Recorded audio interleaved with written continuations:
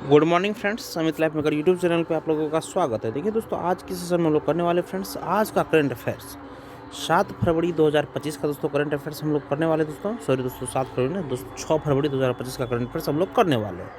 तो जो फ्रेंड्स अभी तक नहीं जुड़े, जुड़ जाइएगा दोस्तों मेरे चैनल से, क्योंकि अपने इस सेशन में दोस्तों हम लोग अभी तक में टोटल 8 मंथ का करंट कंप्लीट करवा चुके हैं दोस्तों। आप लोग इसी चैनल पर जाकर प्लेलिस्ट में total current A to Z कर सकते हैं। तो हम लोग सेशन स्टार्ट करते हैं फ्रेंड्स। हम लोग अपना देखिए, फर्स्ट क्वेश्चन जो दोस्तों आज का है वो है, भारत ने प्रति 1 लाख जीवित जन्मों पर डैश मृत्यु दर की मातृ मृत्यु दर का लक्ष्य हासिल किया है। तो कितना क्या है फ्रेंड्स, ये 100 क्या है फ्रेंड्स, ये 100 क्या है दोस्तों, 100। और नेक्स्ट देखिए फ्रेंड्स, इसका सॉल्यूशन है कि भारत ने प्रति 1 लाख जीवित जन्मों पर 100 मौतों की मातृ मृत्यु दर का लक्ष्य हासिल किया है। राष्ट्रीय स्वास्थ्य नीति NHP के तहत प्रति 1 लाख जीवित जन्मों पर 100 मौतों की मातृ मृत्यु दर दोस्तों MMR का लक्ष्य हासिल कर लिया है। और 1990 से 2020 के बीच मातृ मृत्यु दर में 83% की गिरावट आई है, जो वैश्विक MMR में गिरावट से अधिक है। इस दौरान भारत में शिशु मृत्यु दर IMR में 69% की गिरावट दर्ज की गई है, जबकि वैश्विक IMR में गिरावट 55% रही है दोस्तों। नेक्स्ट क्वेश्चन देखिए फ्रेंड्स, अमेरिका 2 अप्रैल से डैश और डैश के विरुद्ध पारस्परिक शुल्क लगाएगा दोस्तों। इसके विरुद्ध लगाएगा फ्रेंड्स, ये देखिए, अमेरिका 2 अप्रैल से भारत और चीन के विरुद्ध पारस्परिक शुल्क लगाएगा दोस्तों। अमेरिका 2 अप्रैल से भारत और चीन के विरुद्ध पारस्परिक शुल्क लगाएगा। कांग्रेस के संयुक्त सत्र को संबोधित करते हुए अमेरिकी राष्ट्रपति डोनाल्ड ट्रंप ने कहा कि अमेरिका को भारत सहित कई देशों से उच्च शुल्क का सामना करना पड़ रहा है। ट्रंप ने घोषणा की कि अमेरिका 2 अप्रैल से कई देशों पर पारस्परिक शुल्क लागू करेगा। पारस्परिक टैरिफ का अर्थ है एक देश द्वारा,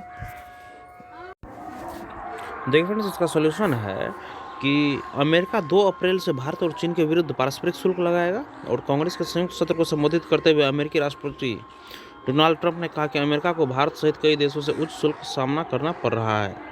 ट्रंप ने घोषणा की कि अमेरिका 2 अप्रैल से कई देशों पर पारस्परिक शुल्क लागू करेगा। और पारस्परिक टैरिफ का अर्थ है एक देश द्वारा दूसरे देश पर लगाया गया शुल्क जो दूसरे देश द्वारा निर्धारित टैरिफ दरों से मेल खाता हो दोस्तों। नेक्स्ट देखिए फ्रेंड्स, एशिया और प्रशांत में 12वें क्षेत्रीय 3R और सर्कुलर इकोनॉमी फोरम का उद्घाटन कहाँ किया गया दोस्तों, ये दोस्तों ये जयपुर में किया गया दोस्तों, जयपुर में। देखिए दोस्तों, इसका डिटेल्स में कि एशिया और प्रशांत क्षेत्र में 12वें क्षेत्रीय 3R और सर्कुलर इकोनॉमी फोरम का जयपुर में उद्घाटन किया गया। यह फोरम 3 से 5 मार्च 2025 के दौरान आयोजित किया गया था। फोरम में अस्थायी अपशिष्ट प्रबंधन और सर्कुलर इकोनॉमी समाधानों पर ध्यान केंद्रित किया गया है। और फोरम ने रिड्यूस, रीयूज और रिसाइकिल 3R सिद्धांतों पर भी ध्यान केंद्रित किया है। भारत के आवास और शहरी मामलों के मंत्रालय ने संयुक्त राष्ट्र क्षेत्रीय विकास केंद्र UNDRD और वैश्विक पर्यावरण रणनीति संस्थान IGES के सहयोग से फोरम की मेजबानी की है दोस्तों। नेक्स्ट क्वेश्चन देखिए दोस्तों, पंचायती राज मंत्रालय की आदर्श महिला अनुकूल ग्राम पंचायत पहल का लक्ष्य प्रत्येक जिले में कम से कम डैश आदर्श महिला अनुकूल ग्राम पंचायत स्थापित करना है दोस्तों। तो कितना करना है फ्रेंड्स, 1 करना है दोस्तों, 1 करना है।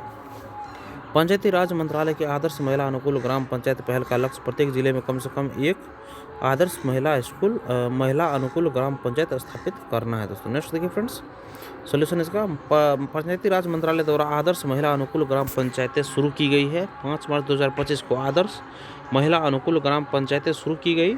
और पंचायत के अंतर्राष्ट्रीय महिला दिवस 2025 समारोह के तहत आदर्श महिला अनुकूल ग्राम पंचायतें शुरू की गई। और इस पहल का उद्देश्य प्रत्येक जिले में कम से कम 1 आदर्श महिला अनुकूल ग्राम पंचायत स्थापित करना है। यह पहल लिंग संवेदनशील और बालिका अनुकूल शासन प्रथाओं के लिए एक प्रकाश स्तंभ होगी। इस शुभारंभ समारोह में पंचायती राज राज्य मंत्री प्रोफेसर SP बघेल, स्वास्थ्य और परिवार कल्याण राज्य मंत्री अनुप्रिया पटेल और अन्य लोग शामिल हुए दोस्तों। नेक्स्ट क्वेश्चन देखिए फ्रेंड्स, उरुग्वे के नए राष्ट्रपति कौन बने हैं? उरुग्वे के नए राष्ट्रपति कौन बने हैं दोस्तों? ये बने दोस्तों यामांडो ओरसी बने हैं दोस्तों। वामपंथी नेता और पूर्व मेयर यामांडो ओरसी उरुग्वे के नए राष्ट्रपति बने। उन्होंने सत्तारूढ़ केंद्र दक्षिणपंथी गठबंधन के खिलाफ नवंबर के चुनाव में मामूली अंतर से जीत हासिल की है। और जाने वाले रूढ़िवादी राष्ट्रपति लुइस लेकेल पो ने उन्हें एक समारोह के दौरान राष्ट्रपति पद का शेष प्रदान किया। और उच्च जीवन यापन लागत, असमानता और हिंसक अपराध के निरंतर स्तर ने लेकेले पोऊ की निवर्तमान सरकार की लोकप्रियता को नुकसान पहुंचाया है। 2024 में उरुग्वे की लगभग 19% आबादी बहुआयामी गरीबी की स्थिति में रही है दोस्तों।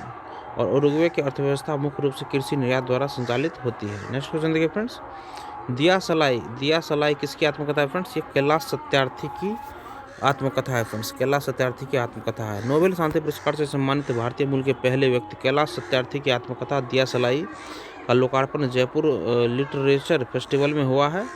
और आत्मकथा में उन्होंने अपने संघर्षपूर्ण जीवन की कहानी साझा की है। साथ ही उन्होंने भारत और दुनिया भर के बच्चों के कल्याण और मुक्ति के लिए किए गए प्रयासों का भी उल्लेख किया है। उनकी आत्मकथा को राजकमल प्रकाशन ने प्रकाशित किया है। यह नोबेल पुरस्कार से सम्मानित किसी हस्ती की मूल रूप से हिंदी भाषा में प्रकाशित होने वाली पहली आत्मकथा है। कैलाश सत्यार्थी अपनी आत्मकथा के प्रकाशन की घोषणा पर कैलाश सत्यार्थी ने कहा, दिया सलाई में मेरे बचपन की शरारतों से लेकर अब तक की कहानी है। नेक्स्ट हो जाते हैं फ्रेंड्स, मार्च 2025 में ऑस्ट्रिया के चांसलर के रूप में किसने शपथ ली है दोस्तों? Christian stalker. ऑस्ट्रेलियाई पीपुल्स पार्टी OBP के क्रिश्चियन स्टॉकर ने देश में संसदीय चुनाव के 5 महीने बाद ऑस्ट्रेलिया के चांसलर के रूप में शपथ ली।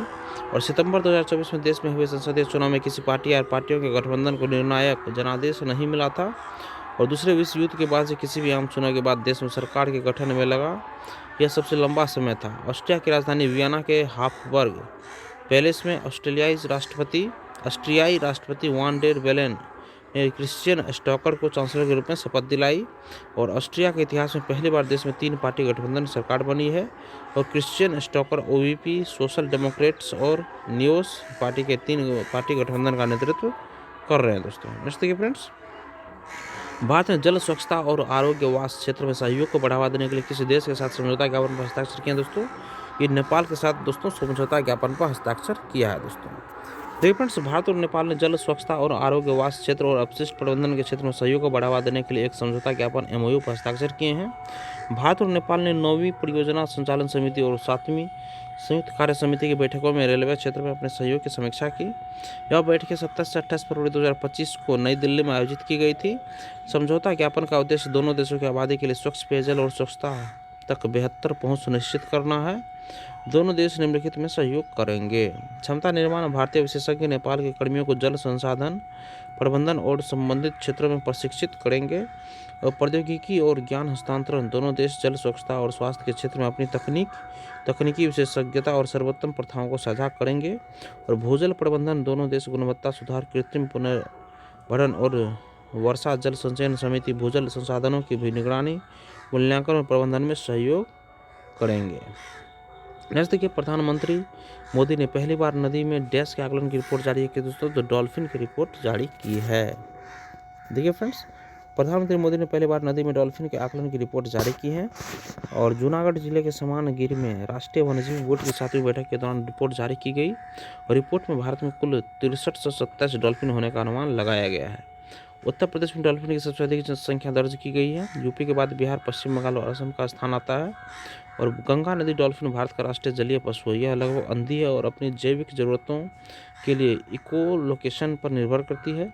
इस प्रजाति की 90% आबादी भारत में रहती है। यह गंगा, ब्रह्मपुत्र, मेघना और कर्णफुली नदी प्रणालियों में पाई जाती है। नेक्स्ट देखिए फ्रेंड्स, भारत दुनिया में डैश सबसे बड़ा जैव ईंधन उत्पादक बनकर उभरा है दोस्तों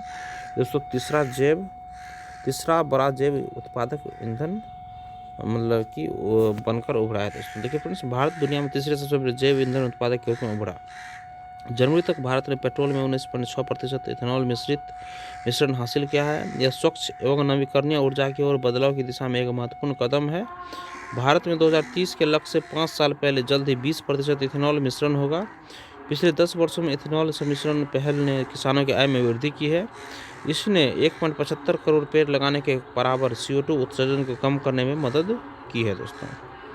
नेक्स्ट क्वेश्चन देखिए फ्रेंड्स, भारत के पहले विश्व शांति केंद्र का उद्घाटन डैश में किया गया दोस्तों। कहाँ किया गया फ्रेंड्स? ये दोस्तों गुरुग्राम में किया गया दोस्तों। ये गुरुग्राम में किया गया है।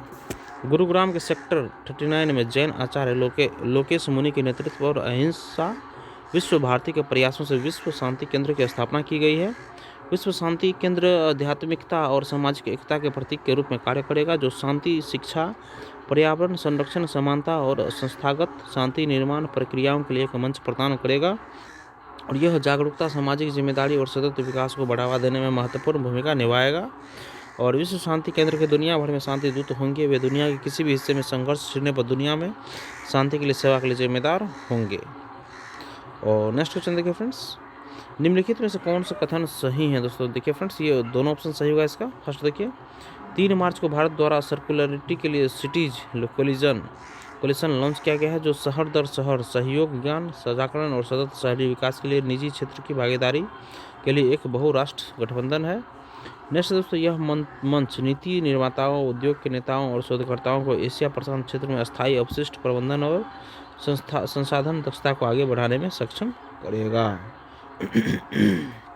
सॉल्यूशन देखिए फ्रेंड्स, भारत द्वारा सतत विकास को सहयोग के लिए एक बहुराष्ट्रीय गठबंधन शुरू किया है। 3 मार्च को भारत द्वारा सतत शहरी विकास के लिए शहर दर शहर सहयोग, ज्ञान साझाकरण और निजी क्षेत्र की भागीदारी के लिए एक बहुराष्ट्रीय गठबंधन सिटीज कोलिजन फॉर सर्कुलरिटी C3 शुरू किया गया है। यह मंच नीति निर्माताओं, उद्योग जगत के नेताओं और शोधकर्ताओं को एशिया प्रशांत क्षेत्र में सतत अपशिष्ट प्रबंधन और संसाधन दक्षता को आगे बढ़ाने में सक्षम बनाएगा। और भारत प्लेनेट पीपुल दृष्टिकोण का पालन करता है और उसकी पुरजोर वकालत करता है तथा सतत शहरी विकास और संसाधन दक्षता सुनिश्चित करने में 3R और परिपत्र अर्थव्यवस्था सिद्धांतों की भूमिका पर प्रकाश डालता है। सतत शहरी विकास और संसाधन दक्षता सुनिश्चित करने में 3R रिड्यूस, रीयूज और रिसाइकिल और परिपत्र अर्थव्यवस्था सिद्धांतों की भूमिका पर प्रकाश डाला गया है। जयपुर में लॉन्च कार्यक्रम में सिटीज 2.0 के लिए एक महत्वपूर्ण समझौता ज्ञापन पर हस्ताक्षर किए गए, जो शहरी स्थिरता पहलों में एक महत्वपूर्ण मील का पत्थर है। दोस्तों नेक्स्ट क्वेश्चन देखिए, इसका एक बार देखिए दोस्तों, सारे क्वेश्चन हम लोग ब्रीफ में देख लेते हैं। फर्स्ट क्वेश्चन देखिए दोस्तों, भारत ने प्रति 1 लाख जीवित जन्मों पर 100 मृत्यु दर की मातृ मृत्यु दर का लक्ष्य हासिल किया है। नेक्स्ट देखिए, अमेरिका 2 अप्रैल से भारत और चीन के विरुद्ध पारस्परिक शुल्क लगाएगा।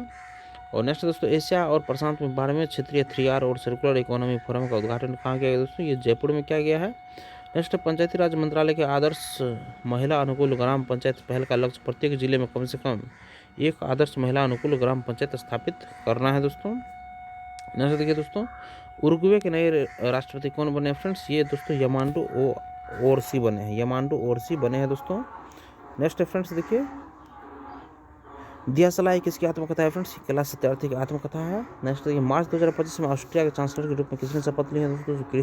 क्रिश्चियन स्टॉकर ने शपथ ली है। नेक्स्ट है, भारत में जल स्वच्छता और आरोग्यवास क्षेत्र में सहयोग को बढ़ावा देने के लिए किसी देश के साथ समझौता ज्ञापन पर हस्ताक्षर किए हैं दोस्तों? नेपाल के साथ समझौता ज्ञापन पर हस्ताक्षर किए हैं। नेक्स्ट, प्रधानमंत्री मोदी ने पहली बार नदी में डॉल्फिन के आकलन की रिपोर्ट जारी की है। नेक्स्ट, भारत दुनिया में तीसरा सबसे बड़ा जैव ईंधन उत्पादक बनकर उभरा है। नेक्स्ट, भारत के पहले विश्व शांति केंद्र का उद्घाटन गुरुग्राम में किया गया है दोस्तों। और नेक्स्ट फ्रेंड्स, देश द्वारा सतत विकास पर सहयोग के लिए एक बहुराष्ट्रीय गठबंधन शुरू किया है दोस्तों। तो भारत के द्वारा सतत विकास पर सहयोग के लिए एक बहुराष्ट्रीय गठबंधन शुरू किया गया दोस्तों। और ये हमारा दोस्तों आखिरी क्वेश्चन था। सेशन को दोस्तों हम लोग यहीं पे समाप्त करते हैं फ्रेंड्स। अगर सेशन आप लोगों को पसंद आया है तो सेशन को लाइक जरूर कीजिएगा दोस्तों, और किसी एक ग्रुप में इसको शेयर जरूर कर दीजिएगा। धन्यवाद दोस्तों, आपका दिन शुभ हो।